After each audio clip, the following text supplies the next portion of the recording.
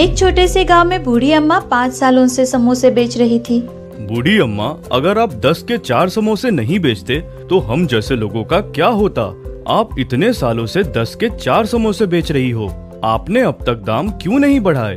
अब वो तो है। अरे बेटा, भला अब मुझे इस उम्र में पैसों की क्या जरूरत होगी? जो थोड़े बहुत पैसे बच जाते हैं उसी में मेरा सब कुछ चल जाता है। मुझे ज्यादा पैसों का लालच नहीं है बेटा।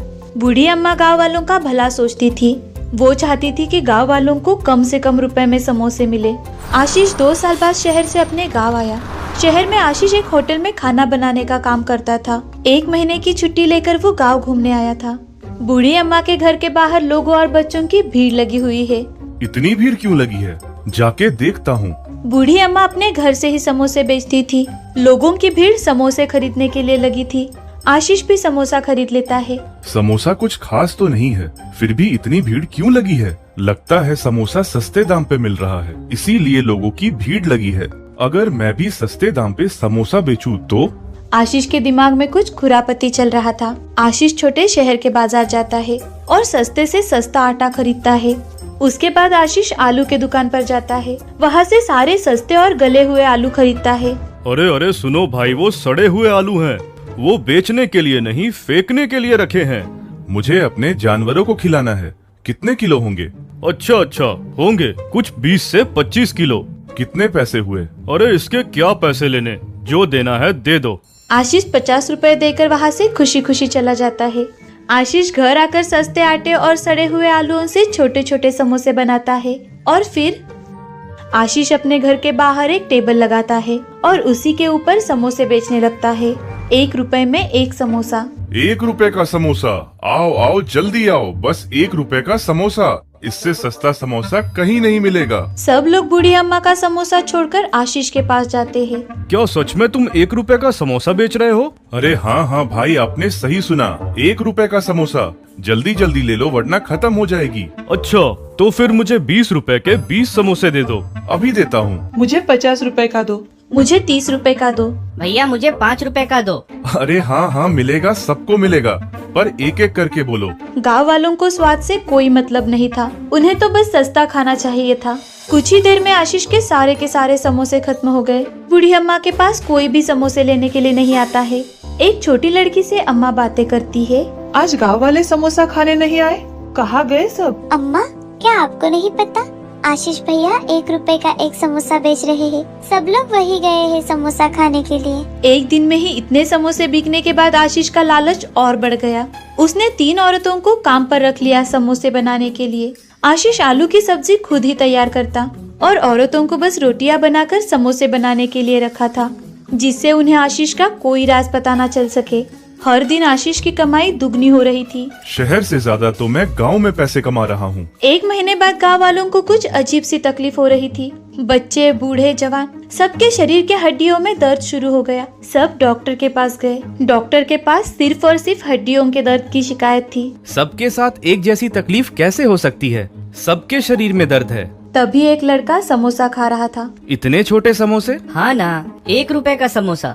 1 रुपए का समोसा सुनकर डॉक्टर भी हैरान था। डॉक्टर को पता चल गया कि पूरा गांव 1 रुपए वाला समोसा खाता है।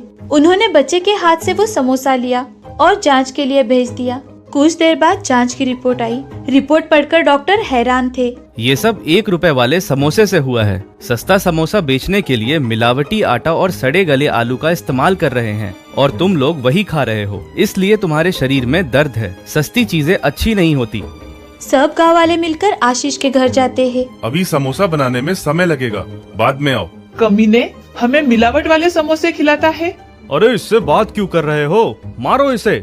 अपने फायदे के लिए हमारे सेहत के साथ खेल रहा है। गांव वालों ने आशीष को बहुत पीटा और उसे गांव से बाहर निकाल दिया। फिर से गांव वाले समोसे खाने के लिए बूढ़ी अम्मा के पास ही आने लगते हैं। उन्हें ये बात पता चल चुकी थी कि बूढ़ी अम्मा सस्ता और खराब सामान नहीं इस्तेमाल करती, पर मिलावटी सामान इस्तेमाल नहीं करती। तो याद रखना दोस्तों, सस्ती चीज अच्छी नहीं होती। सुभाष नाम का एक मुची रामगढ़ नाम के गांव में रहता था, जो बहुत ही गरीब इंसान था। सुभाष गांव-गांव जाकर लोगों के जूते और चप्पल ठीक करवाता था।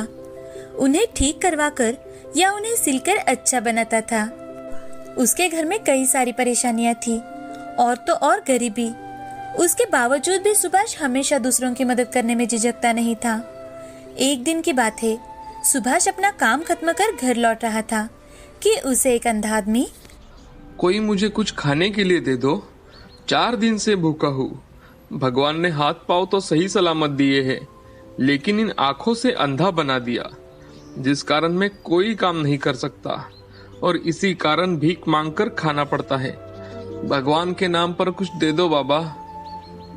सुभाष को उस अंधे भिखारी पर दया आ जाती है और वो अपने पूरे दिन की कमाई में से कुछ पैसों से खाना खरीदकर उस भिखारी को दे देता है और चलकर ही घर जाने की कोशिश करने लगता है। जाते जाते उसे बहुत देर हो जाती है। घर में उसकी पत्नी मधु बड़ी ही चिंता में थी। वो अपने आप से, पता नहीं आज इन्हें इतनी देर क्यों हो रही है, हर रोज तो जल्दी पहुंच जाते हैं, क्या हुआ होगा, कुछ समझ में नहीं आ रहा। मधु सोच ही रही थी कि तभी सुभाष घर आते दिखाई देते हैं। वो भागते हुए उनके पास जाकर, अरे आज इतनी देर क्यों हो गई आपको, आपकी तबीयत तो ठीक है ना, आप जरा थके थके नजर आ रहे हो। सुभाष मधु को घटी सारी घटना बताता है कि तभी मधु, हाँ पता है मुझे, देश के सारे भिखारियों का ठेका आप ही ने लेकर रखा है। खुद के घर में तो खाने के लाले पड़े हैं और आप है जो समाज सेवा करने में जुटे हैं। अरे ऐसी बात नहीं है मधु, मैंने तो कुछ पैसे बचाकर उस अंधे भिखारी की मदद की है। और इतना ही नहीं मधु, अब कल से हर रोज मुझे एक रोटी ज्यादा देना। पता नहीं क्यों उस आदमी को देखकर मुझे अजीब सा सुकून मिलता है। समाज सेवा का भूत जो चढ़ा है आप पर, आपको क्या फर्क पड़ता है कि हम घर में परेशान हो या ना हो। अब चलिए जल्दी से खाना खाकर सो जाइए, चलकर थक गए होंगे आप। अब सुभाष हाथ मुंह धोकर खाना खाने बैठते हैं तो मधु, मारुति का जन्मदिन आ रहा है, याद तो है ना आपको, इस साल उसे जन्मदिन पर जूते चाहिए। हाँ भाग्यवान, मुझे सब याद है, इसलिए तो जी जान लगाकर मेहनत कर रहा हूँ। हाँ जी तोड़ मेहनत कर रहे हैं और भिखारियों में बांट रहे हैं। मधु तुम देख लेना, एक दिन यही सब हमारे काम आएगा। अरे दूसरों की थोड़ी मदद करने से हमें कोई पाप तो नहीं लगेगा, उनकी दुआएं हमारे बेटे के काम आएंगी।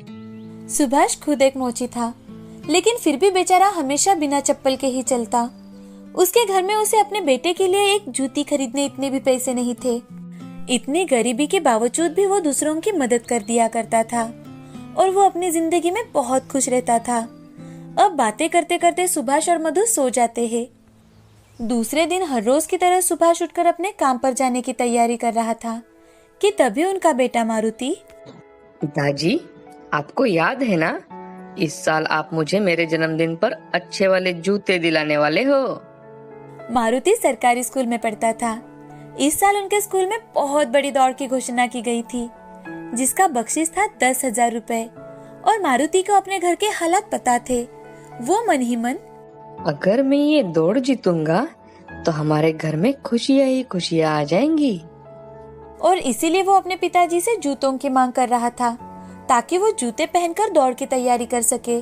सुभाष आज मन से बहुत ही ज्यादा निराश था, क्योंकि आज वो ही दिन था जिस दिन उसे वो जूते लाने थे, लेकिन वो नहीं ला पाया था। तो वो थका हारा अपने घर लौट रहा था कि तभी उसे फिर से वो अंधा आदमी दिखाई दिया।